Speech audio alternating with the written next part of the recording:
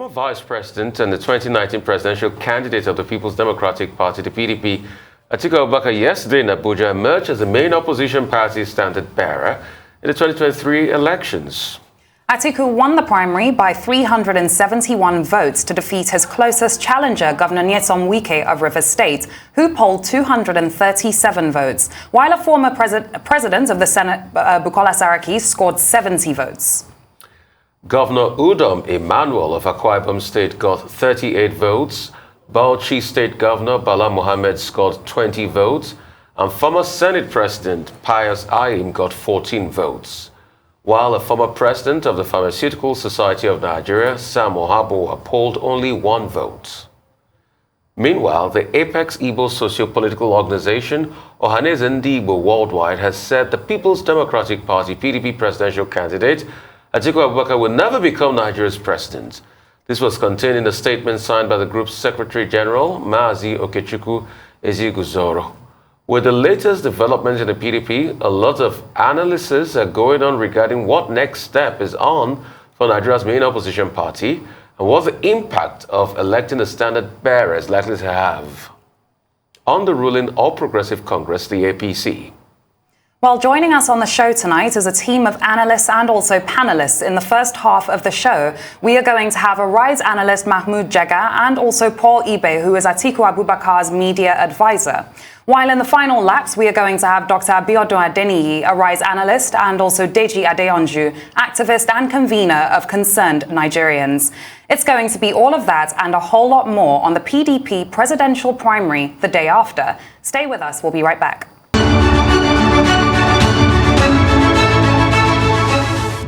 Welcome back to Arise News' special coverage of the PDP convention the day after. Nigeria's main opposition party, the People's Democratic Party, has named former Vice President Atiku Abubakar as its candidate for the 2023 elections to replace President Muhammadu Buhari. Abubakar, a northern Muslim and also a stalwart of the People's Democratic Party, has made numerous bids to capture the presidency of Africa's most populous country. He won most ballots from PDP party delegates who voted in a primary election in Abuja last night. Following his victory, Abubakar told the crowd that he wanted to be a candidate of unity. Now you will recall on the 23rd of March this year,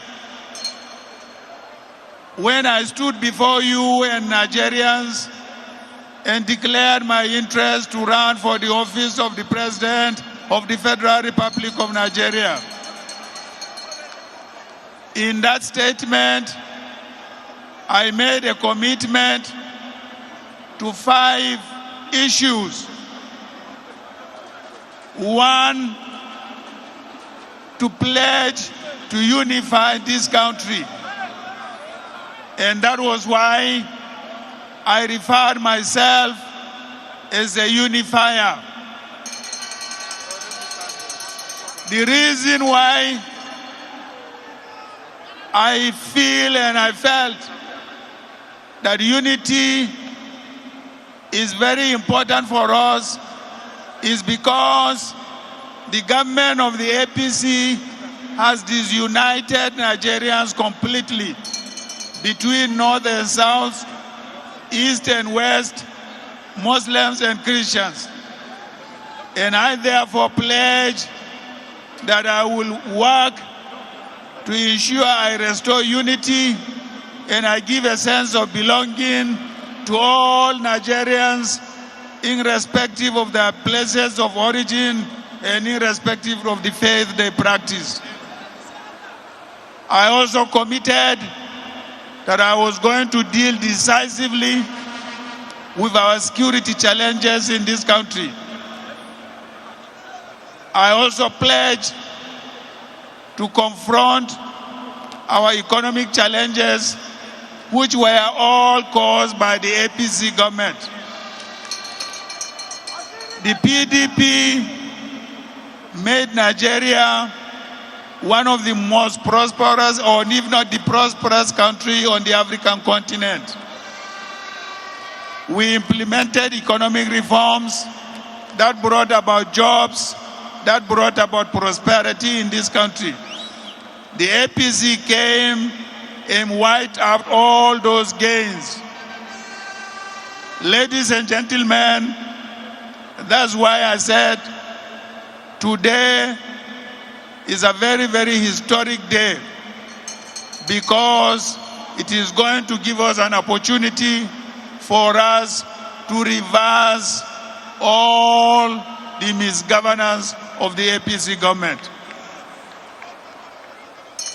Let me also use this opportunity to call on my fellow contestants and to assure them that I am ready to cooperate and work with them and give them a sense of belonging in this party and our next government.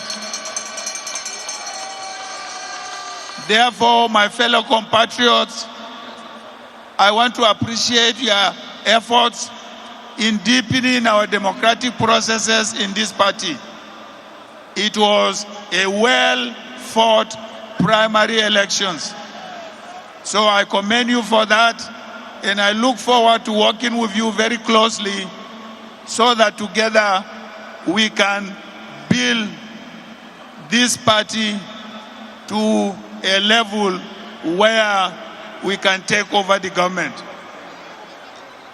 As I said earlier on in my remarks, I want to appeal to all aggrieved members of our party that they should please return to our party, and we are willing, we are ready, the leadership of the party, our governors, and myself, to make sure that their grievances are resolved within the party. Right. Leila, a lot to talk about from that video there. Victory speech for Atiku Abubakar. This is the second time he's going to win the primary of a major political party back-to-back. The first time, 2019, the second time now. But prior to this time, he made great inroads in 2007 elections, where he, was the flag bearer of the ACN, as it is called, in the Action Congress of Nigeria. And then there's something symbolic. He was supposed to go with Bola Ahmed Tinubu, but he finally went with an Obi then. And now, in 2019, he went with Peter Obi. So, two times he's gone with an Obi. He's always gone with an Igbo man. But this time, it's quite different. And the case is different and really peculiar here, because he's got a retinue of Fanyi Okowa, he's got Dom Emmanuel, he's got Governor Obaseki, he's got a lot of people that are being mentioned that might be, his running mate, but he's not picked anybody yet.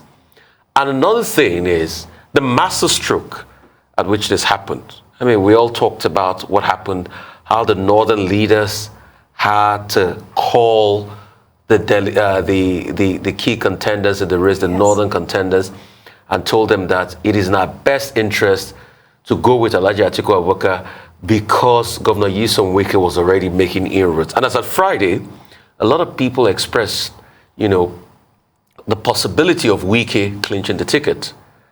Then they called that emergency meeting on Friday and told them to step down. Some refused, some did step down. Ayatuddin did step down. Yeah.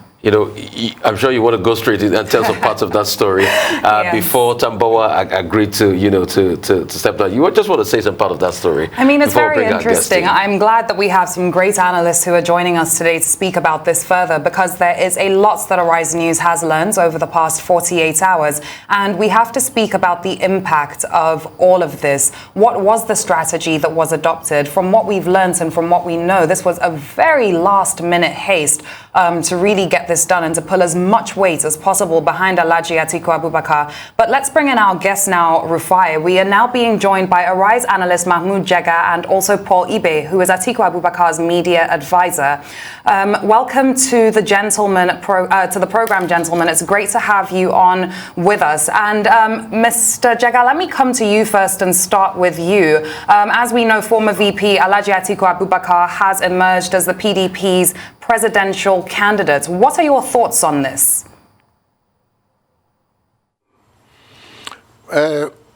I don't think it was very surprising because right from the onset of the PDP primary presidential race, I think he was always regarded as the front runner.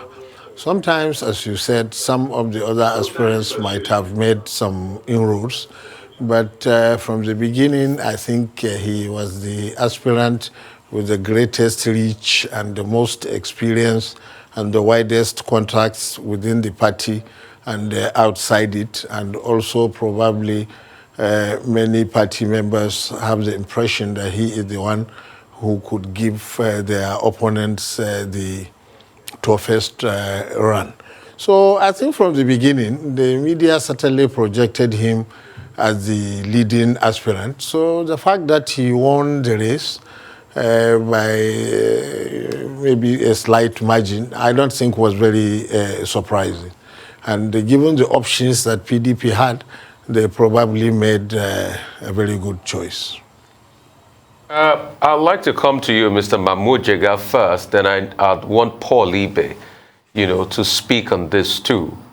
I'd like to know the backstory into this plot akin to something from an Agatha Christie novel, where Wike thought he was home and dry.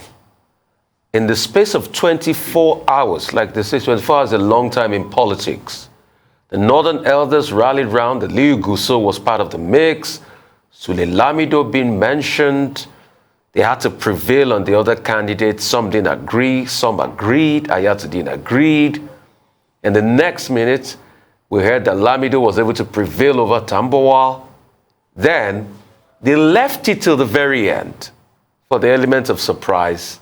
And voila, just before the voting started, Tambowal dropped the bombshell, and we saw the effect of that. That was why there were videos circulating of Dilo Melai carrying Tambowal up like a child when he dropped that bombshell. Let's go to the back room of what really happened. Mahmud Jega first, and after that, I'll come to you, Paul Aide.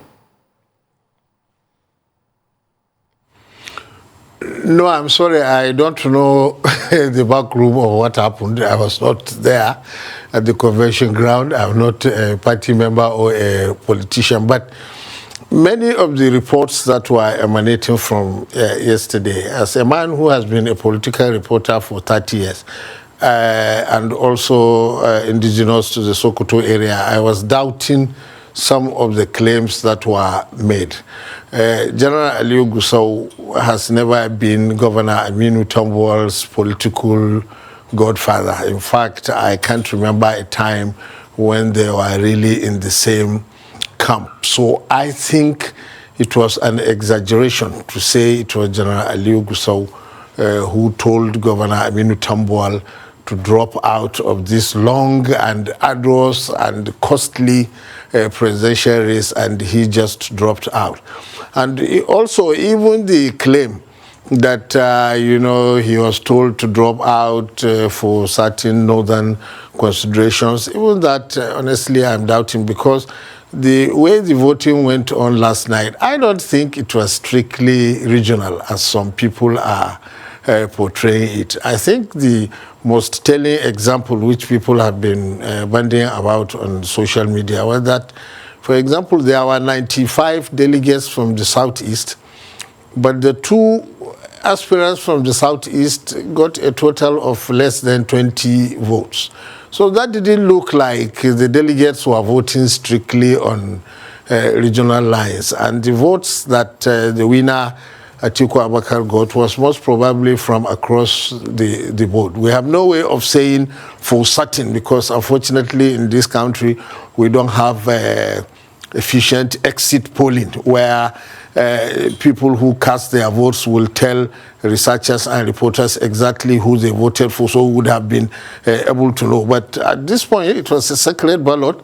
People voted, they came out, it was counted. So we have no way of being very sure who voted for what. But personally, as a political reporter, I doubt if the vote was strictly regional in that sense, or if General Aliyu and the others being mentioned were the ones that made Tambuwal. I mean, look, he invested very heavily in this race.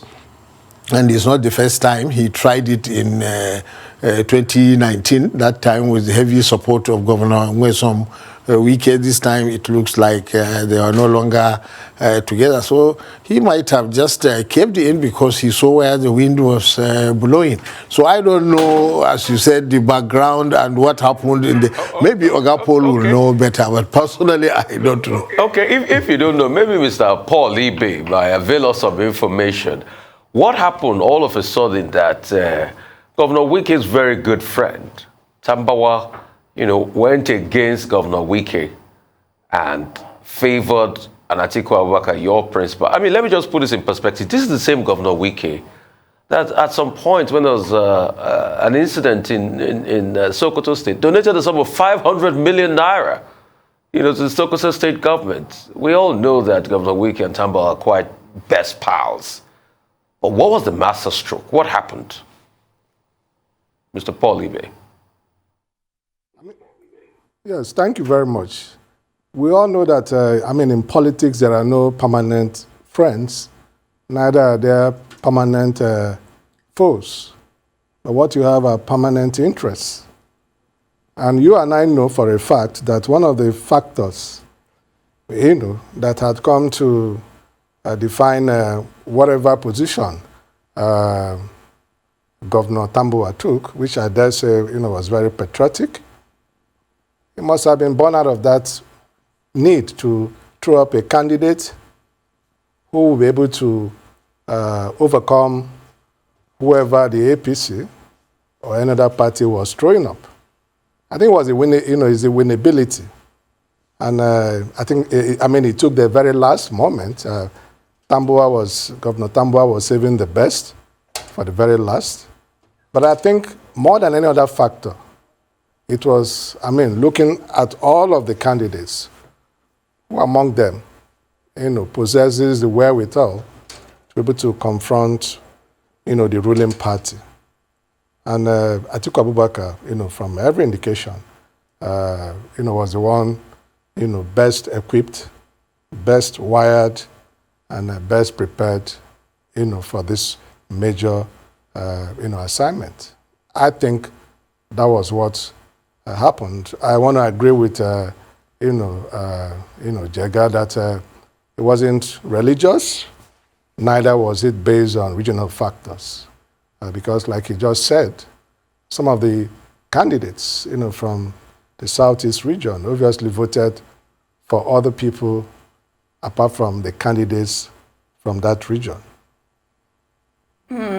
Let's review the impact of the Atiku victory on the APC front-running candidates. And Mr. Mahmud Jega, I'd like to start with you first, if I can please come to you first on this. Now, there are widespread reports that the APC may be looking to put former President Goodluck Jonathan forward as a consensus candidate for the party. Without speculating, if this were to be the case, what are your thoughts on this? And taking a closer look at some of the other front-runners within the party, including national leader Bola Ahmed Tinubu, also the current vice president, Osinbajo, what strategy do you think the APC should be looking to adopt ahead of their own presidential primary, which is holding between the 6th and the 8th of June?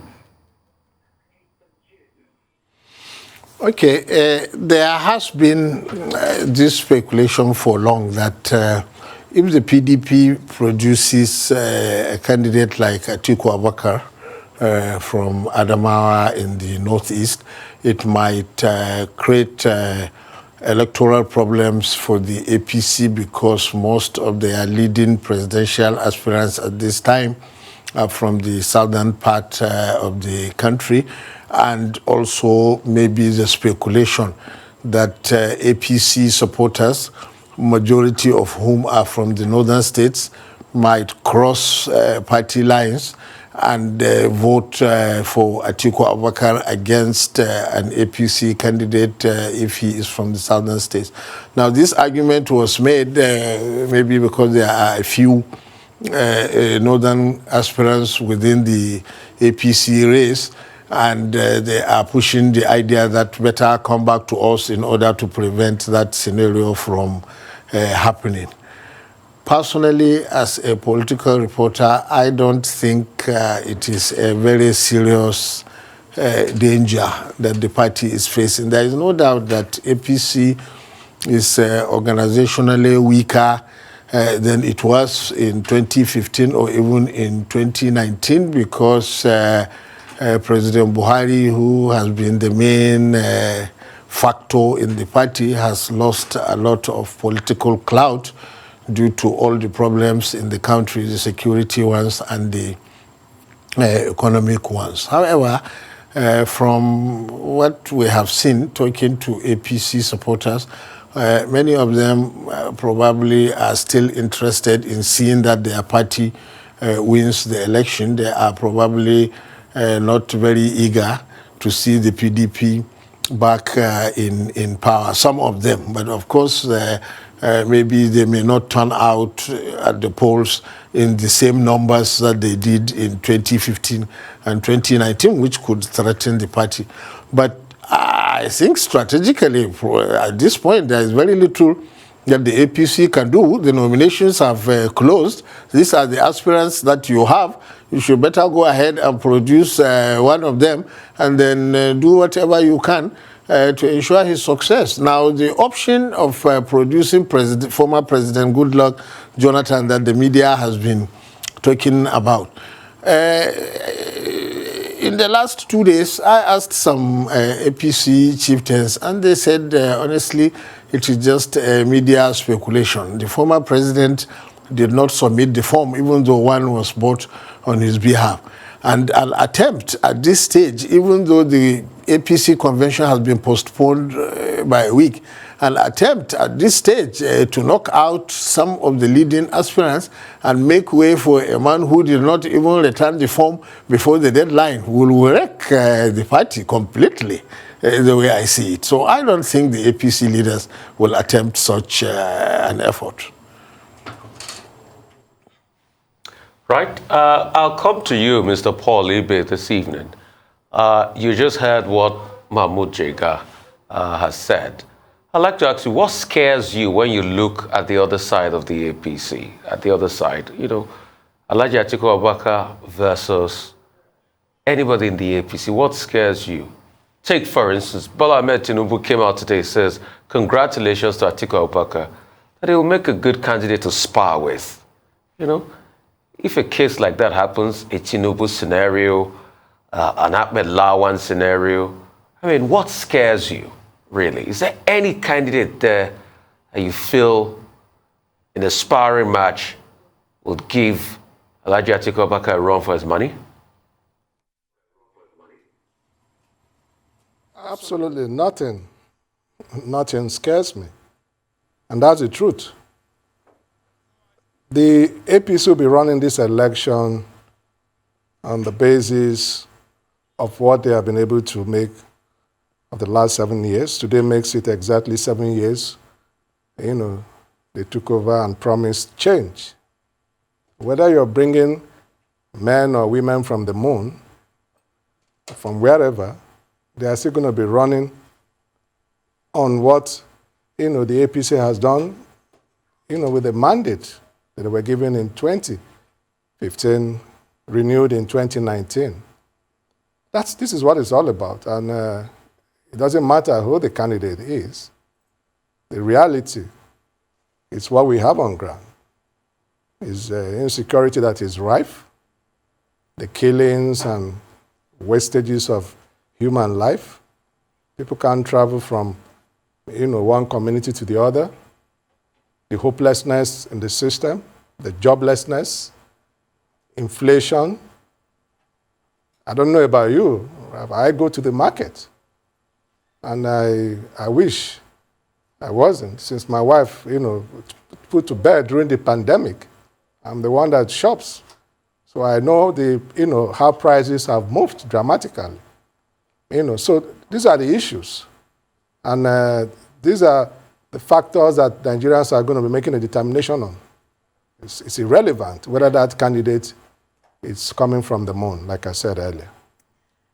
And just another question for you, Mr. Ibe, because in a statement that came out today, Senator Ayim Pius Ayim said that he is shocked that consideration for voting the PDP presidential candidate was not based on burning national issues and how to resolve them, but rather on old primordial sentiments. What are your thoughts on this? To add to that as well, a second question for you, Mr. Ibe. Obviously now what's going to be at the forefront of the PDP's mind is unifying various interest groups in the party and picking a vice presidential candidate. We have names of supposed front runners that could run as Alhaji Atiku Abubakar's vice president. A main one, a key one, being the current governor of Delta State, Governor Ifeanyi Okowa. There are other names including Governor Udom Emmanuel, Governor Obaseki. Can you give us any more information on what your candidates and the PDP are going to be looking for when choosing or putting forward a vice presidential candidate?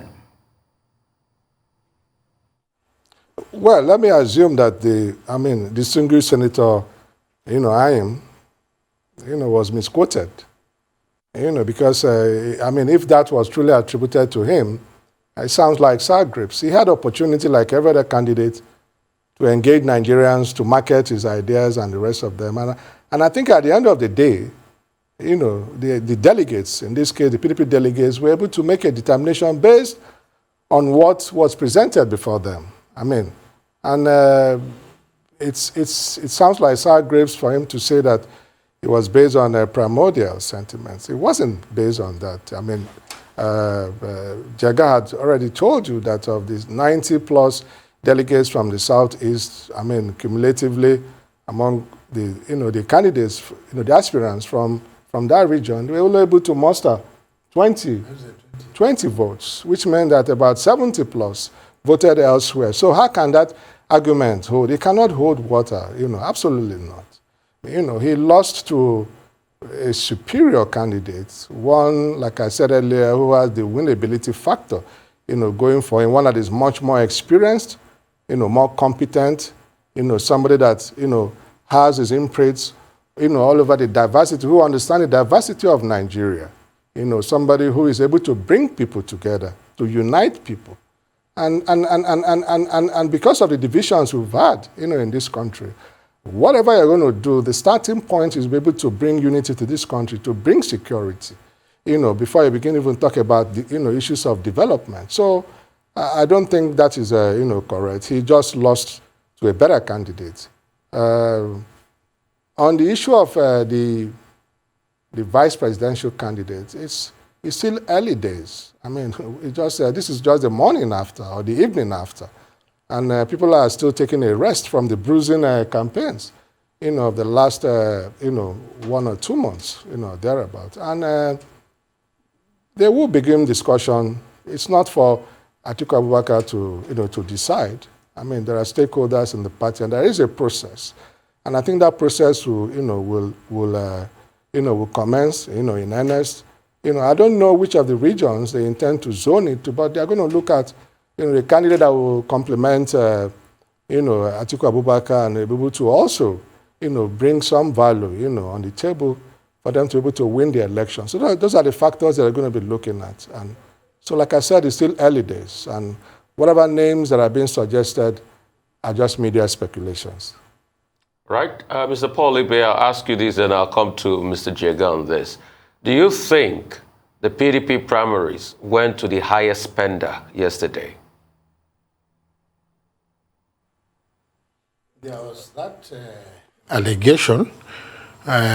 Personally, I wouldn't be reckless enough to confirm it since I was not there, but certainly reports suggested, it was not just the PDP presidential primaries. All the other primaries that took place last week, the gubernatorial, senatorial, other legislative primaries of both major parties, there are all these allegations that usually the highest bidder won and that money was exchanged. But I personally suspect that in a matter like the presidential primaries, other factors will come in. Look, if you are an active politician and an active party man, it is one thing to collect money.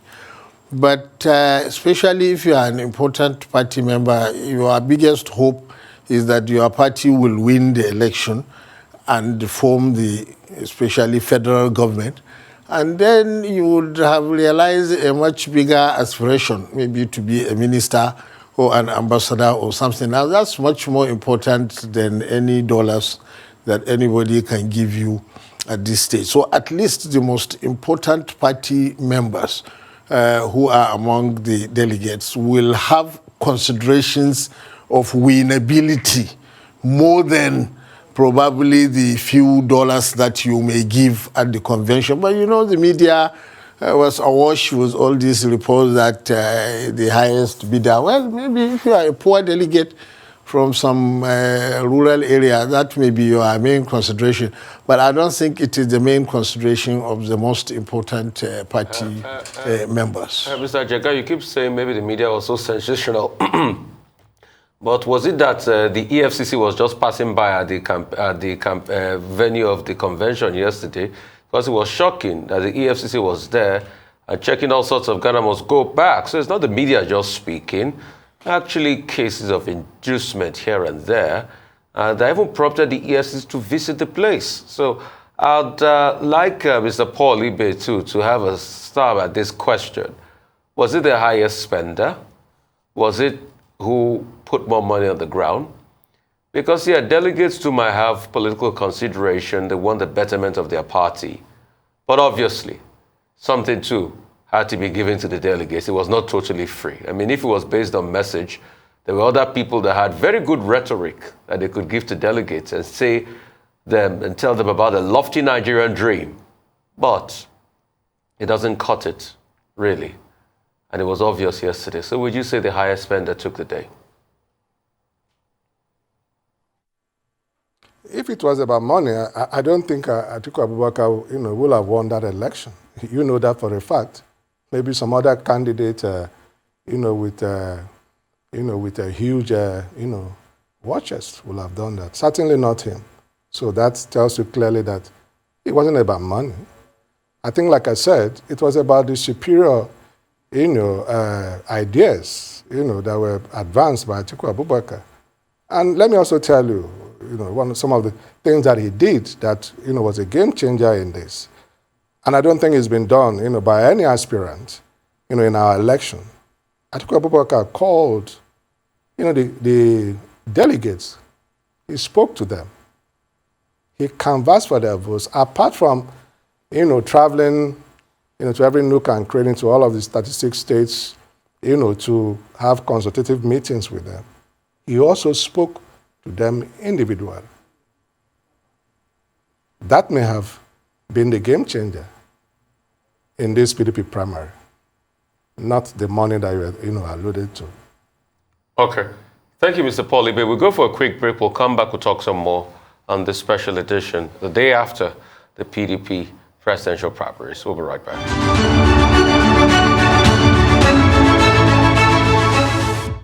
Welcome back to Arise News. You are watching our special coverage a day after the PDP convention. In our Abuja studios, we still have Arise analyst Mahmud Jega and also Paul Ibe, Atiku Abubakar's media advisor, with us. Gentlemen, many thanks for staying with us on the program. And Mr. Jega, I would like to come back to you now.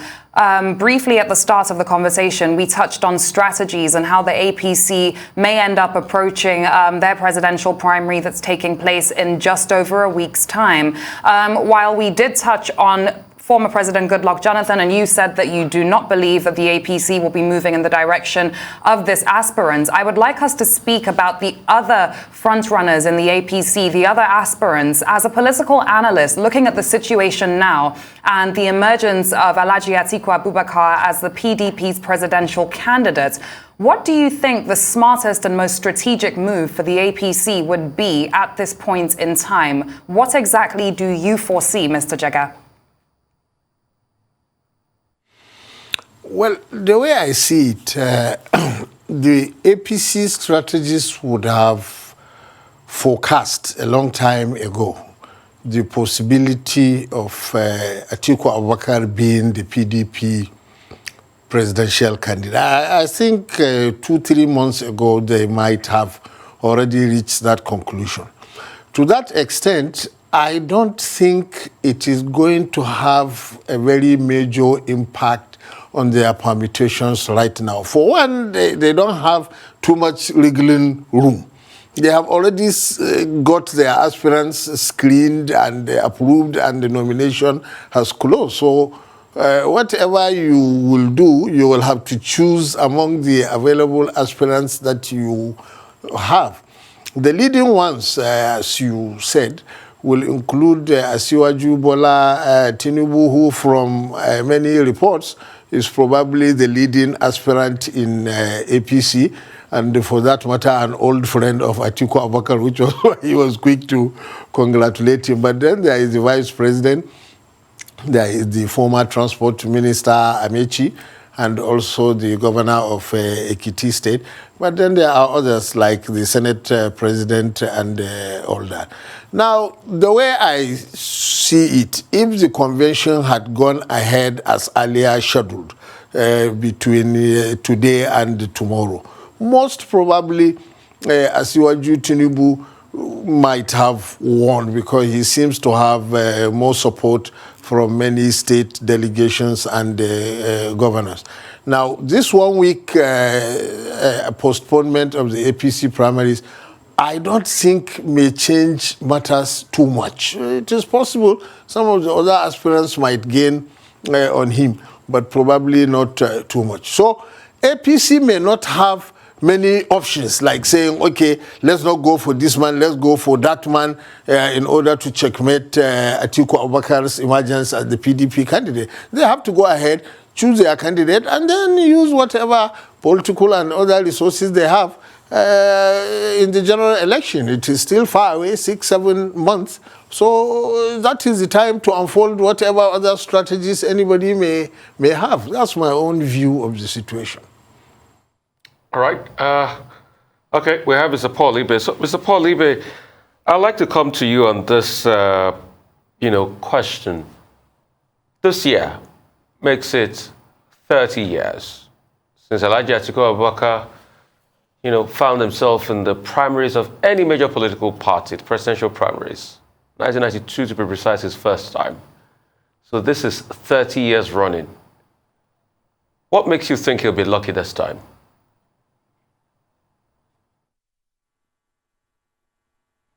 Well, that shows you, the character, the staying power of Atiku Abubakar. A man of courage, and he's been consistent. I mean, you have been on journalism for I don't know how long. You're still on it. And you probably have some purpose to fulfill doing what you're doing. And I think Atiku Abubakar feels, rightly too, that this country has been fair to him. I mean, coming from the northern part of the country, he had education. He didn't have to pay for it. He has had opportunity. And he wants to give back. And there is nothing wrong with that. When I was growing up, when I left university, my dad had retired from the public service. We were yet to get our firm footing, no jobs. And he went back working in the private sector to ensure that he continues to provide for the family. It would be, ludicrous for anybody to have asked him, why did you go to work in the private sector after he had retired from the public sector? Atiku Abubakar feels he has something to offer this country. Atiku Abubakar is healthy, he's fit. And he has what it takes to govern this country, especially at this point in time when we're crying for somebody to come and unify us, for somebody to run an inclusive government. Those are the things that set Atiku Abubakar apart, from the rest. And I don't think you want to deny Nigerians of the opportunity of having the Atiku Abubakar experience. Okay. Thank you so much, Mr. Paul Ibe, and thank you so much, Mr. Mahmud Jega, for your time, for your analysis.